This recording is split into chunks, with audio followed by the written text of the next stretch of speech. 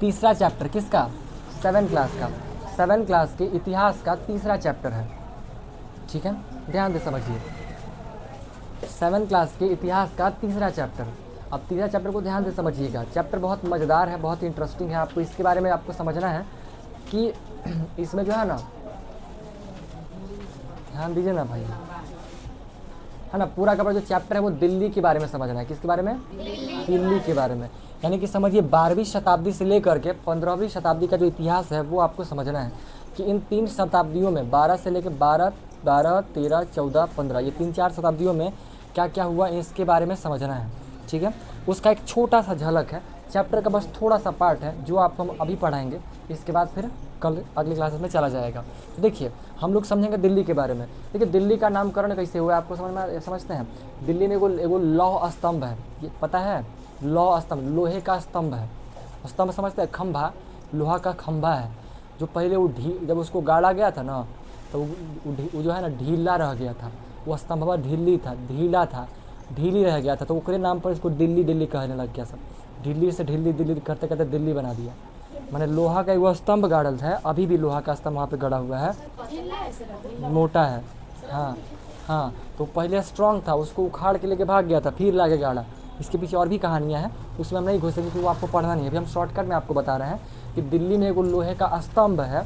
ठीक है, जब वो स्तंभ गाड़ा गया था ना तो शुरू में ठीक था, जब उसको उखाड़ा था तो अंदर में लोहा सोना, अंदर में जो है ना खून जैसा निकला था, लाल रंग का निकला था, तो लोग कहा था कि अंदर में नाग उग है, इस टाइप का लोग कहता था ना, मानता था कि अंदर में नाग हुआ, इस पर नाग कपा के सर पर जो है रखा हुआ, इस टाइप का लोग बोलता था, ऐसा कहने को था। ठीक है, तो हम बस इतना सा बात बता रहे हैं कि एक खंभा गाड़ा गया था, वो खंभा जब दूसरा बार गाड़ा गया ना, खोड़ खाड़ के लड़ाई उड़ाई बीच में और भी चीज़ें कहानियाँ बनी थी, जब दोबारा वो स्तंभ को गाड़ा गया ना तो थोड़ा ढीला रह गया, नहीं होता हिले हिले वाला, ढीला रह गया, तो वह स्तंभ ढीली रह गया था, तो उसी ढीली उसी को क्या कह देने लग गया सब, दिल्ली। तो जो दिल्ली नाम पड़ा है इसका अर्थ कुछ हो नहीं है, जो वह स्तंभ दिल्ली था, ढीले स्तंभ था, वो ढीला रह गया था, ओकरे कहते कहते आदमी सब क्या बना दिया, दिल्ली कह दिया, है ना। तो ढीली से क्या बन गया, दिल्ली बन गया। अब उसको इंग्लिश में सब दिल्ली ही बोलता है, और नया दिल्ली बन गया तो उसको न्यू दिल्ली कहता है। ठीक है, अब समझिए, हाँ न्यू दिल्ली, बस वहीं उसके बगल में नया शहर बसा तो उसको न्यू दिल्ली कह रहा है, तो पुराना शहर है दिल्ली का। हाँ ये भी कह सकते हैं आप, है ना, एगो पुरानका परसा है, एगो नया परसा है, वो नया बसा है, ज़्यादा डेवलपमेंट है, पर पुरानका ज़्यादा अच्छा है तो उसको न्यू लगा दिया, बस उसको इंडिकेशन के लिए है। ठीक है, अब समझिएगा क्या हुआ है ना, दिल्ली में जाइए, दिल्ली के बारे में समझिएगा, तो दिल्ली का में लोग रहते होंगे, भटक उटक के रहता होगा किसी तरीके से। इतिहास में जाइएगा तो इतिहास में लोग कैसा है, आदिवासी वाला जो चैप्टर पढ़ा था इसमें देखिए, लोग एक स्थान से दूसरे स्थान तक भटकता रहता था, फिर लोग एक जगह परमानेंट रहना शुरू किया होगा, तो दिल्ली में भी रहना शुरू किया होगा, क्योंकि दिल्ली में भी यमुना नदी बहता है। दिल्ली में कौन सा नदी बहता है, यमुना, है ना। दिल्ली किस नदी के किनारे बसा हुआ है, दिल्ली किस नदी के किनारे बसा हुआ है, हाँ, है ना। तो यमुना नदी बहता है और नदी के किनारे आसानी से चीज़ों को खेती बेती हो जाता है, तो यहाँ पे खेती बेती अच्छे से होता था तो लोग अच्छे से उसमें बसा हुआ था, रह रहा होगा। ठीक है, ऐसे ही करते करते जब समय बीता ना, तो जब 12वीं शताब्दी के आसपास का समय आया 1165 के आसपास, तो उस समय जो क्या हुआ ना, 1165 के आसपास में जो है ना, वहाँ पे कुछ लोग जो है, कुछ अलग प्रकार के, मतलब कुछ राजपूत लोग, राजपूत वंश समझते हैं, राजपूत लोग देखते ही होंगे, तो राजपूत लोग वहाँ पे बसे, और वो लोग जो है ना थोड़ा सा जब मजबूत हुए, बरियार हुए टाइप हुए, और एक राजा का टाइप का उन लोग का पद भी हुआ, राजा की तरह जीवन जीने लगे। तो राजा की तरह जीवन कैसे जीता होगा, जैसे देखिए समय अगर समझिएगा तो अगर कोई क्षेत्र है, मान लीजिए क्या है, कोई क्षेत्र है, उस क्षेत्र में अगर लोग रह करके खेती उती करना शुरू किया, तो लोग जो है पहले शुरू में जब खेती विकास हुआ तो लोग खेती कर रहा है, और जब खेती करता था, मेहनत करता था 3-4 महीना और खेती करके अनाज इकट्ठा करता था, अब कुछ लोग आया आ करके लूट के निकल गया, है ना, डकैती कर लिया, आ करके लड़ाई करके ज़बरदस्ती छीन लिया, तो गांव के या कबीले के लोग वहाँ पे परेशान हुआ करते थे, है ना। तो वो लोग क्या नहीं कर सोचा कि भाई अब ये तो दिक्कत हो जाएगा, तो वो लोग आपस में मिल करके जो है ना, एक आपस में मिला और मिल करके बोला ना कि गांव के या कबीले के कुछ होनहार लड़कों को हम लोग चुनते हैं। क्या करते हैं, अपने गांव के कुछ होनहार लड़के, होनहार मतलब क्या, कि थोड़ा समझदार हो, थोड़ा सा शक्तिशाली हो, है ना, ऐसे लड़कों को चुनेंगे और उनको जिम्मेदारी देंगे कि तुम्हारा काम तुमको जिम्मेदारी बस इतना सा देंगे कि तुमको लड़ उड़ करके हमारी गांव की रक्षा करना है ना। हमारे गांव का रक्षा जब करोगे तो हम उसके खाने पीने का व्यवस्था गांव वाले कर देंगे। मतलब वो बोला कि हम तुम्हारे खाने पीने का सारा चीज़ का व्यवस्था कर देंगे, ठीक है। बदले में तुम्हें क्या करना है, हमारे गांव की रक्षा करना है, सेवा करना है, ठीक है। ऐसा कहाँ होगा, ये ऐसा ही हुआ है, ये कहीं लिखा नहीं है, ये कल्पना है, इमेजिनेशन है कि ऐसा ही कुछ हुआ होगा, ठीक है। अब जब मान लीजिए जैसे उनमें से तो 10 गो आदमी चुनेगा तो 10 के 10 हीरो नहीं बन जाएगा। मालिक तो कोई एक को बनाना पड़ेगा, क्योंकि एक गो रहेगा तभी अच्छे से संचालन हो सकता है।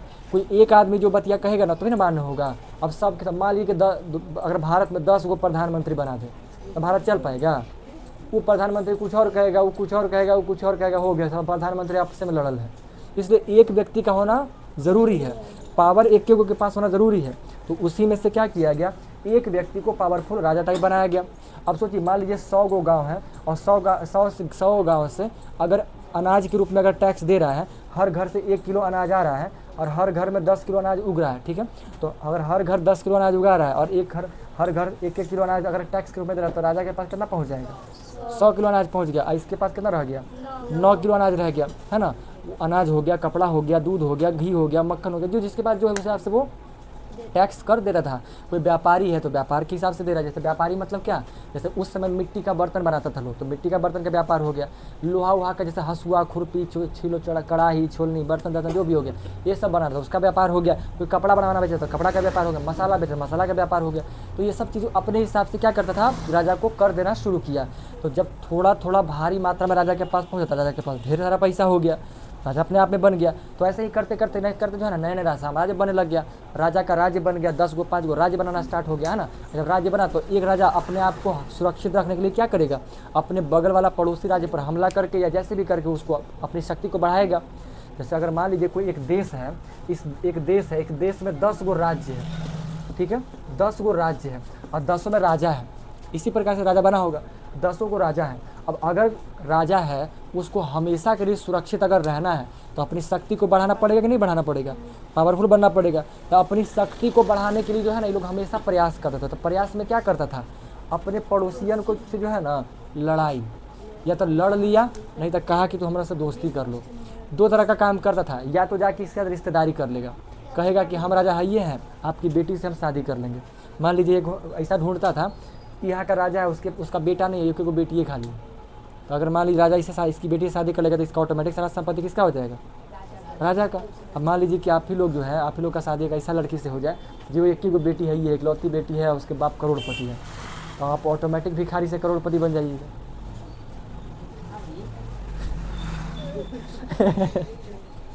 बन जाएगा ना जी, करोड़पति बन जाइएगा ना। ऐसा होता है ना, मैंने आप लोग भिखारी बड़ा, भिखारी नहीं मतलब छोटा से बड़ा हो गया है ना, है ना। अब सुनिए, अब आगे बढ़ते हैं। तो ऐसा हो जाएगा ना, ऐसा हो सकता है। अब देखिए तो यहाँ भी वैसे ही हो गया। तो सब क्या करता था, अपने से बगल वाला से लड़ता था, लड़ करके अपनी शक्ति को बढ़ाता था, है ना, अपनी शक्तियों को बढ़ाते हुए काम करते रहता था। उसी प्रकार की चीज़ें यहाँ पे हुई। तो जब दिल्ली में जो है ना, दिल्ली एक ऐसा स्थान था जहाँ पे दिल्ली को अगर देखिएगा ना, ज्योग्राफिकली देखिएगा ना, तो अगर भारत को देखिएगा तो दिल्ली जो है ना थोड़ा बीच में पड़ जाता है।